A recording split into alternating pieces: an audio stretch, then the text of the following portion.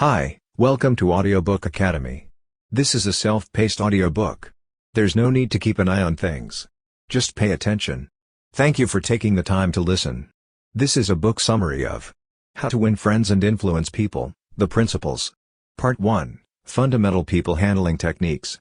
Principle 1, Don't criticize, condemn, or complain. Principle 2, Express genuine gratitude. Principle 3, Create an ardent desire in the other person. Part 2, How to get people to like you.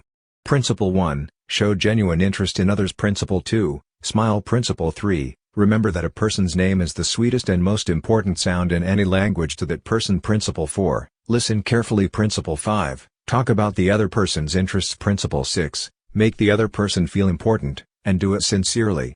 Part 3, How to win people to your way of thinking. Principle 1, The only way to win an argument is to avoid it. Principle 2, Respect the other person's viewpoints. Never say, "You're wrong." Principle 3, If you're wrong, admit it quickly and emphatically. Principle 4, Begin in a friendly manner. Principle 5, Get the other person saying, "Yes, yes" right away. Principle 6, Make the other person feel like the idea is his or hers. Principle 7, Make the other person feel like the idea is his or hers. Principle 8, Try honestly to see things from the other person. Part 4, Be a leader, How to change people without giving offense or rousing resentment.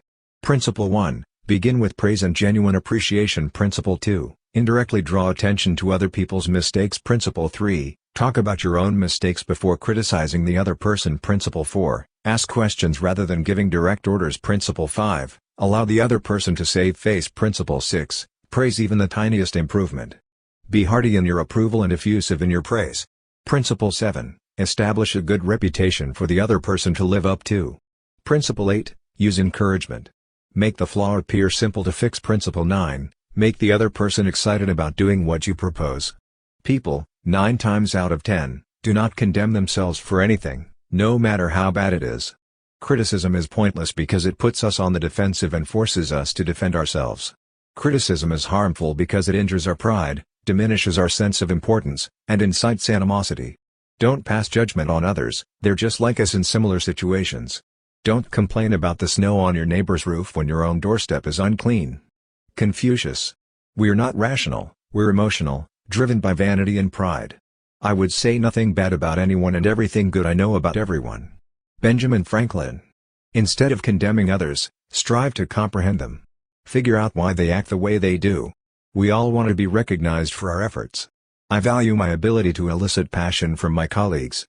Appreciation and encouragement are the most valuable assets I have, and they are the most effective ways to bring out the best in people. Charles Schwab. Ask yourself, how can I make this individual want to do it? Before attempting to persuade someone to do something. If there is one secret to success, it is the capacity to understand the perspective of others and see things from their perspective as well as your own. Henry Ford. In 2 months, you can make more friends by getting interested in other people than you can in 2 years by attempting to get other people interested in you. The person who is unconcerned about his fellow man faces the most challenges in life and causes the most harm to others. All human failures stem from such persons. Encourage people to share their personal stories. Make others feel valuable at all times. Most people you encounter will regard you as superior in some way. Allowing children to perceive in some subtle way that you recognize their importance, and that you recognize it truly, is a guaranteed road to their hearts. Talk to people about themselves for hours and they will listen. Disraeli. If you argue, nag, and contradict, you might win once in a while, but it'll be a hollow victory because you'll never win your opponent's goodwill. How to avoid an argument out of a disagreement. Welcome the conflict, trust your instincts, control your temper, listen first, look for areas of agreement, be honest, promise to think about and research your opponent's ideas, thank your opponents sincerely for their interest, and postpone action to give both sides time to think through the situation.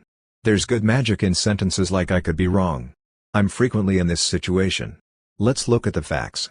Never argue with your customer, your spouse, or your foe. Don't tell them they're mistaken. Make sure they aren't agitated. Exercise some diplomacy. Isn't it considerably better to beat the other person to it and do it ourselves if we know we'll be reprimanded anyway? Say all the terrible things about yourself that you know the other person is thinking, wants to say, or intends to say about you, and utter them before the other person has a chance to say them. When you're right, strive to persuade them to your point of view in a gentle and considerate manner. When you're incorrect, Admit it swiftly and enthusiastically. When speaking with others, don't start by discussing your differences. Begin by emphasizing the points on which you agree, and keep emphasizing them. Keep emphasizing, if at all possible, that you are both pursuing the same goal and that the only difference between you is one of procedure, not of aim. Get the other person to say yes, if at all possible. Keep your opponent from saying no. Keep in mind that other people could be completely wrong. They, on the other hand, disagree. Don't chastise them. That is something that any fool can do. Make an effort to comprehend them. Only the most wise, tolerant, and extraordinary people attempt to do so.